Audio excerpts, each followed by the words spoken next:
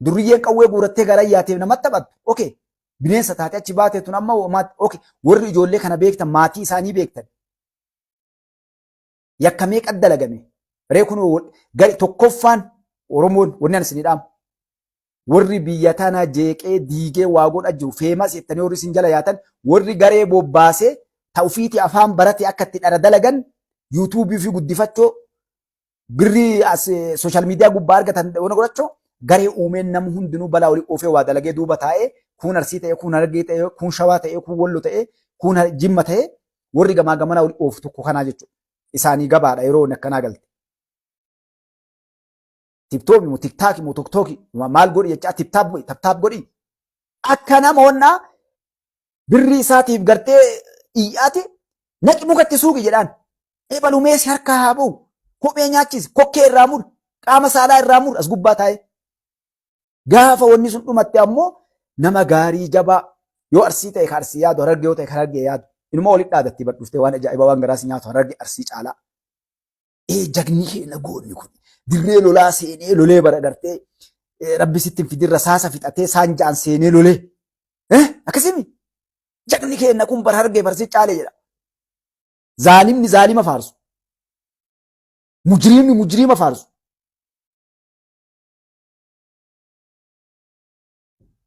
Nammee kan waliin kaadha ijoolleen Arsii Harargee keessaayyuu.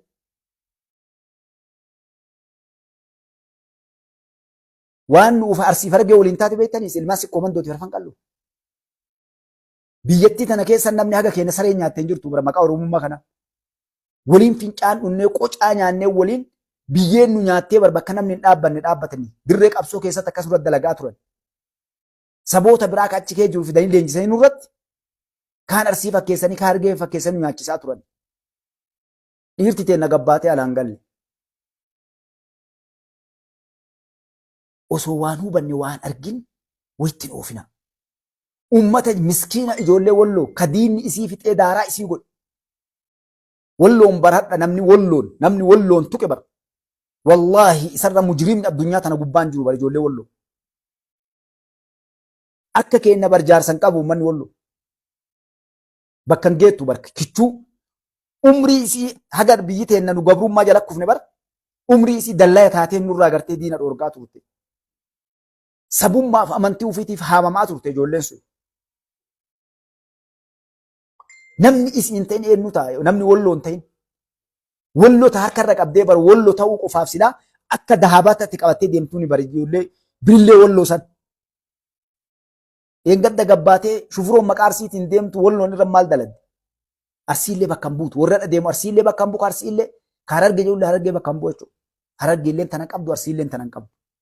Kanaaf manguddoolleen dhagaa abbootiin amantiillee warroonni sooshaal miidiyaa kana gubbaa jirtan aqlii qabdan waa hubattan namni rabbi sodaattan. Karaan gabaabaa waan kan ittiin dhaaban takkatti qofa kanaan ala barbaada yoo jette si namni nama ulfichisiisu jiru. Karaan gabaabaan sun nama waan kana dalagu kagaara jirullee.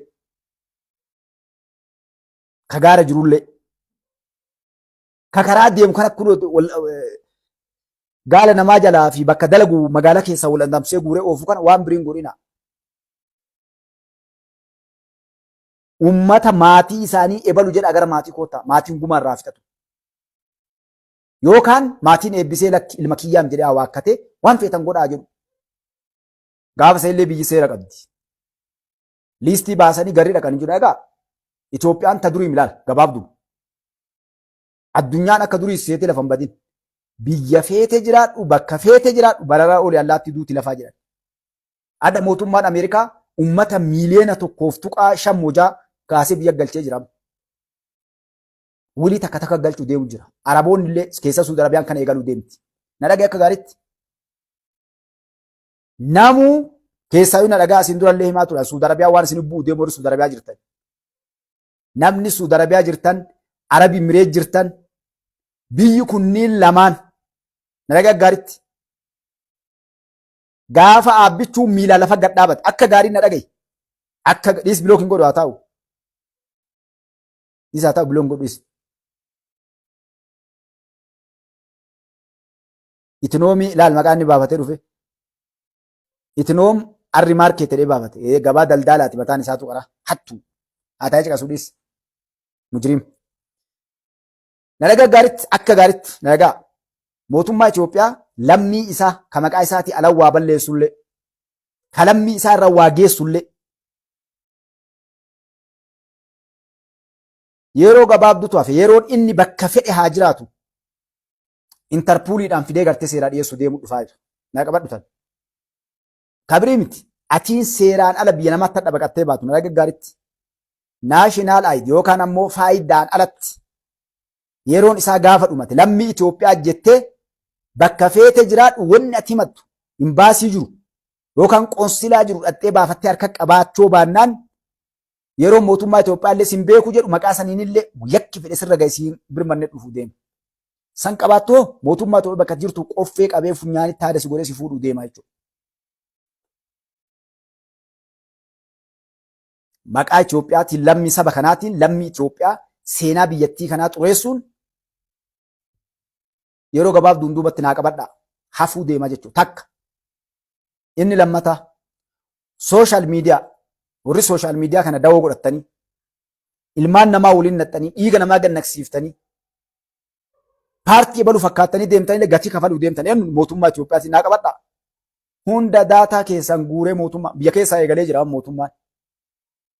Yuutuubaroota, feesbuukota hunda jangeenyami ibsa baasee jira mootummaan bakka argetti fuudhee tankaarfiitti fudhata jechuudha. Lubbuun namaa baddee jirti, qabeenyi badee jira, seenaan biyyattii badee jira. Irdiin uummata kana aadaan adda uummanni Oromoo akkam jedhanii addunyaa keessa ilaalaa jiran. Namni kun Dr. Abiy Ahmad Alii kun eenyu keessa dhalate Oromoo gosa jedhan. Akkam jirti gosuun jedhanii ilaalaa jiran. Garuu maal godhaa jiran? Gosti kun tamu kolis suutu taate kun kophee ol nyaachistu. Uummata sirna hin qabne ka diina himatu kalee haadha ofii ol fixu. Maal jette naftanyoon? Kalee maal nuun jedhan? Tiipelif maal nuun jette? Oromoo jechuun uummata sirna hin qabne baxaraana ka ofiiyyuu waliin galle. Kitaaboleen meeqa nurra akka ta'e barakkasidha. Oromoon biyya bulchuu dhiisii ofii waliin galtu jedha. Gandaan wal fixi, amantii wal fixi. Uummata baxaraana xiqqaaf guddaan isaa garaagarummaa hin qabne jedha. Hadda Amaara wal fixu gartanii, Tigree wal fixu gartanii. Meenaa himaa ee jedhaa? Maal kun jarana? Bara wal fakkaataan wal barbaadaa jedhanii bar wal fakkaataan wal barbaadaa jedhan. Ijoollee hadha waan kana dalagdu yoo isin laaltan garee paartii siyaasaa Oromooti guutuun isii dhaqi ilaali. Mee dhaqi peejii ijoollee waan kana dalagdu warra waan kana sappoorti godhu duuba dhaqi ilaali. Yookaan suuraa eebaluu yookaan alaabaa warra eebaluu baattee deemti tokkotti isii badhaadhinnaa miti. Mootummaa hadha biyya bulchu kana hin deeggartu. Oromoo hadha biyya bulchisan hin deeggartu. Namoota hadha biyya kana irratti waan guddoo dalagan kana hin deeggartu. Eenyu deeggartu? Qoshaashaa akka jaraa seenaa saba kanaa, gootummaa saba kanaa, hayyummaa saba kanaa, jagnummaa saba kanaa warra ol baasee kana warra addunyaan dinqisiifattee hadha ajab jechaa jiran.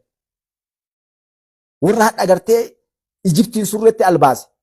Warra Shaabiyaadha surree albaase. Takkaa siyaasa forqii takkaa seenaa isaa keessatti waan isaa dubbatanii guyyaa takka buleen beeku qawweedhaan dhufe dhukkee irraa kaasaa Itoophiyaa.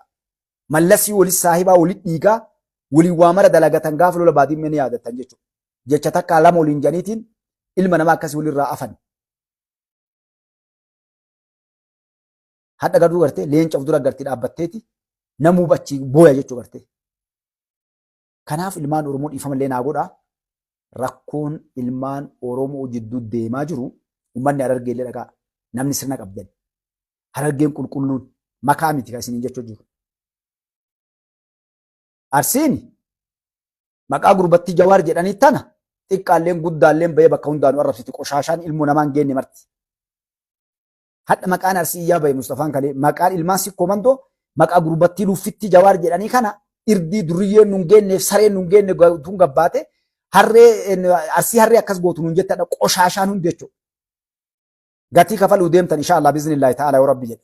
Akkana wal dhiibna seetanii jechoota san guutuun kan keessii galmaa'ee taa'aa jira.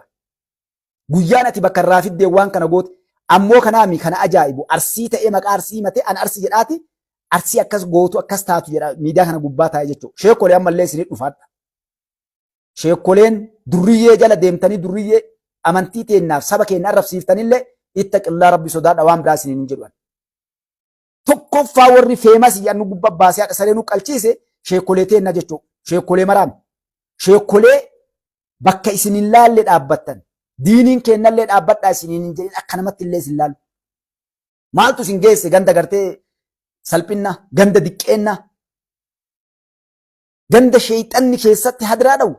Maaltu nama aalima nama sheekaa geesse? Gandi salphinnaa bar ganda gabaa namni aalimni bahuu miti bar namni sheeka maqaa jedhu bahuu miti bar goraarraa. Yoo riskii illee achi isin fidde riskii teessa rabbi harka akka sheekolee jiraadha olumaa'ii jira. Ta kabajaa ofiillee ta diinii illee ta sabaallee tiksitee hiyyoomattee rakkattee laa ilaaha qaala rasuulullaahi jecha rabbi rabbiitiif quraana rabbii gartee ofirraa geessitee dhugaa jirtu san teettu goraarraa. Kun wanna sareen nu nyaattee bakka tan dhaabbanneef wanna sareen nu nyaattee bakka tan dhaabbanneef maali? Hadha silaa sirraa nuti bar. Duriyyeen ganda keessaa mukoolii suuquu dhiisii hadha silaa Ijiptiif Shaabiyaan gartee hadhas garagaltee nu laaltu silaa hadha. Osoo nuti warri hadha mukoolii suuqu kun gosaa walitti deebinee wal nyaannu kun wal taanee hadha dhugaan tun teenna haqxi tun teenna biyya teena waan kalee dhabne arganne jennee nu gad dhaabbanne wallaahi rasaasa dhiisii namni tokko ol jedhee keessa wal ilaalu silaa hadha.